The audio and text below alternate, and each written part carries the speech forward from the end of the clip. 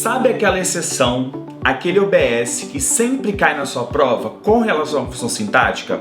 Aquele caso que você estudou e passou assim, apressadamente? Bom, hoje, nesse vídeo, eu vou falar dos verbos impessoais e de algumas particularidades aí desses verbos, tá? Então, fica aqui comigo naquele quadro incrível Analise-me, tá? Pra gente entender um pouco mais dos verbos impessoais.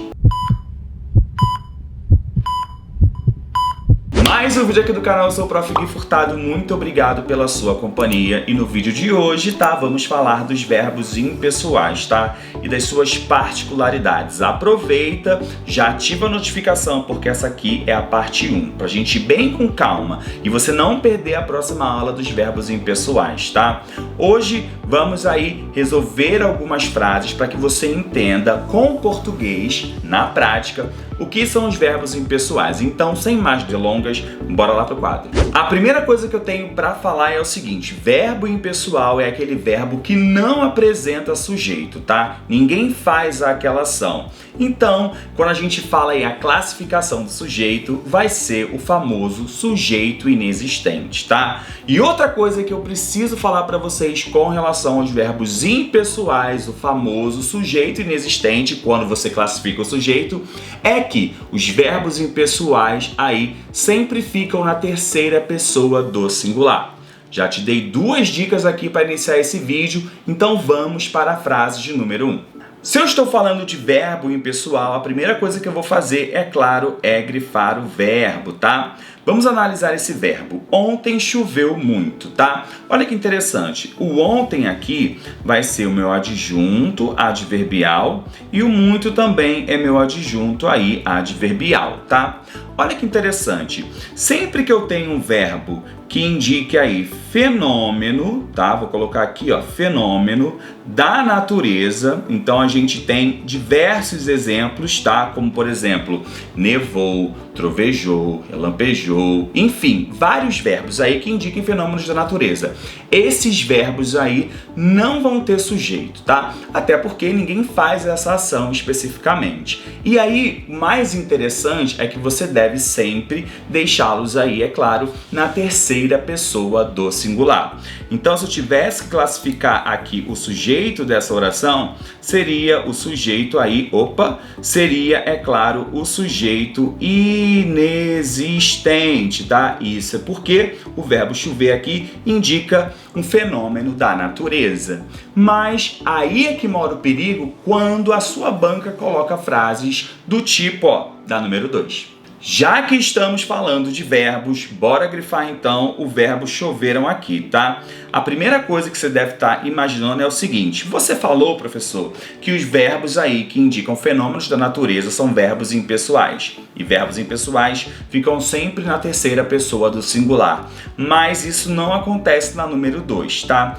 Isso porque o que a gente não deve se esquecer é o seguinte: o choveram aqui, gente, ele está no seu sentido conotativo. Conotativo. Isso significa o quê? Se você observar a frase, olha só.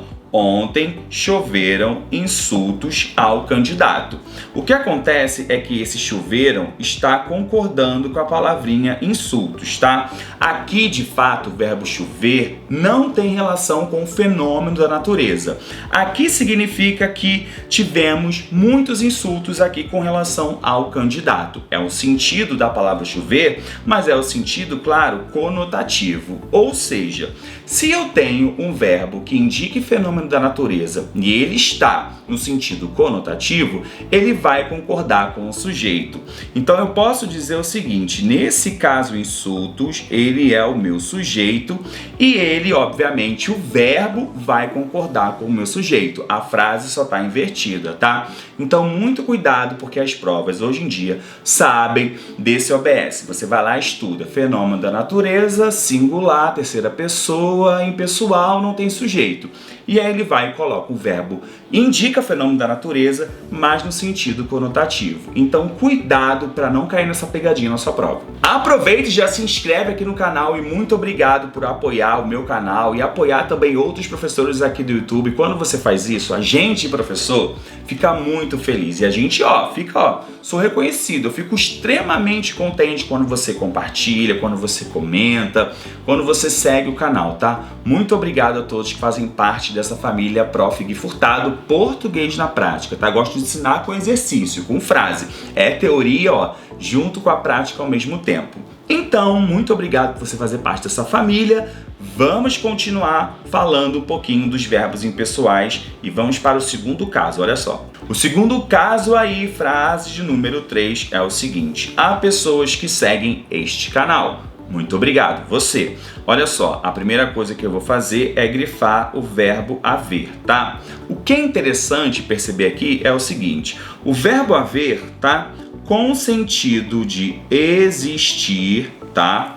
Ele também vai ser impessoal. Ou seja, se você encontra o verbo haver e você consegue substituir o verbo haver por existir, aí esse verbo haver é impessoal. Vamos fazer a substituição? Existem pessoas que seguem este canal. Olha só, eu consegui mudar a frase e colocar o verbo existir. Ou seja, aqui esse verbo também ele é impessoal, tá? Isso porque ele tem o sentido aí de existir. Então é claro que o meu sujeito aqui vai ser um sujeito inexistente, tá? Porque verbo haver, sentido de existir, aí fica muito fácil. Mas cuidado, o verbo haver com sentido de existir que fica aí na terceira pessoa, não tem sujeito. Porém, o verbo existir, não, ele vai ter sujeito. Por isso que quando eu troco aqui, existem pessoas, o verbo existir aí vai concordar, obviamente, precisa concordar com o seu sujeito, tá? Então, cuidado, é haver no sentido de existir e não existir no sentido de haver. Isso não existe não, tá? Mas a coisa mais engraçada é quando a gente tem uma frase como a número 4. E aí, será que essa frase está certa ou está errada? Eu quero saber.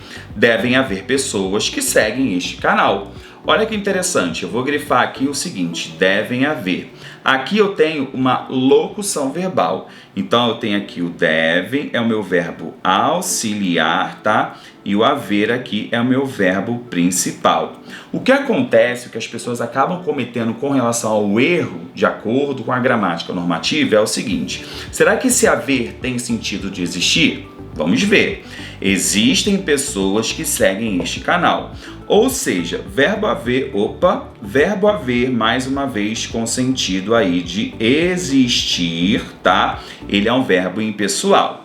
Então olha que interessante, se você sabe que ele fica sempre no singular, essa característica desse verbo vai passar aí para o verbo auxiliar. Olha que interessante isso, né? E pode cair no seu concurso, né? Colocar uma locução verbal com o verbo haver. Então, se você sabe que haver no sentido de existir é impessoal, ele passa essa carga semântica, tá? Essa característica para o verbo auxiliar. Então, se ele passa para o verbo auxiliar, o correto vai ser deve, tá? Deve haver pessoas, tá? Que seguem aí este canal. Isso porque, eu tenho uma locução verbal, mas independente disso, o verbo aí auxiliar precisa ficar, é claro, no singular. Já trouxe aqui para vocês alguns casos dos verbos impessoais. Eu quero saber o seguinte: anotou tudo? Respirou? A gente começa assim, devagar, sem desespero, tá? Então, já ativa a notificação, porque eu já vou aqui gravar o outro vídeo que sai na semana que vem para você assistir, tá? Então, presta atenção, não dá mole, porque eu vou voltar aqui com outros casos e vou trazer para você uma exceção, porque é isso que a gente quer, exceção, tá? Muito obrigado por você ter assistido essa primeira parte, já te espero no próximo vídeo, tá? Um beijo e até a próxima.